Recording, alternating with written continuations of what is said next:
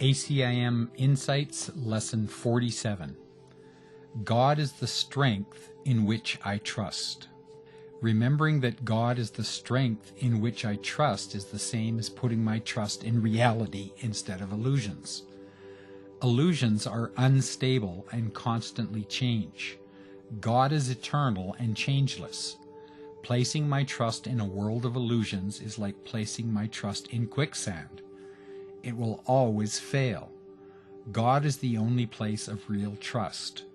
Only God is invulnerable. Only God can be relied upon in every situation.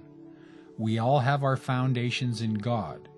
God is the tree of real, everlasting life. Trusting in anything but God is just a silly idea. God, I hand over every concern to you. Only in you is there true meaning. Returning to love is my one function. Extending love is my only joy. This is my strength. This is my security. This is where my true happiness lies. I cannot do anything on my own, for on my own I am nothing. God is the strength in which I trust. This lesson speaks to us as we perceive ourselves in this world, as separate, alone, weak, and with every reason to be apprehensive and fearful because we trust in the strength of this limited self. But if we look at the lesson as a whole, it is clear that Jesus does not see this as the truth about us. The strength of God is in us because God is in our mind, as we learned in an earlier lesson. The peace of God is there to be found in us because God is in our mind. It is only our belief in a false image of ourselves as alone and separate from God that leads us to feel weak, apprehensive, fearful, and out of control. It is this false image that leads us to feel we must defend ourselves. Remembering that God is in our mind can help us remember that God's strength is ours. Love's strength is ours.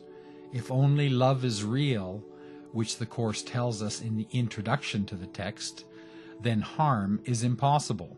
There can be nothing to fear. There is another aspect of this lesson that is very important to me.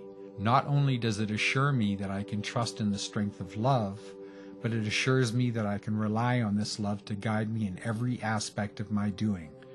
It is another way of assuring me that I am never alone. I have everything I need to safely and lovingly move through every situation, harmlessly and in perfect peace. I need only place my trust in love, in God. Love is the strength in which I trust. My son was expressing to me the uncertainty he feels about everything in life. There seems always to be more than one way to judge everything, and how do you know what to believe and what is the best way to act on it? He said that he can't feel certain about anything and that he realizes he doesn't know anything. He was feeling like he was standing over an abyss with no bridge, no net under him. I congratulated him on reaching a truth at age 17 most people don't reach for many years in their life, if ever.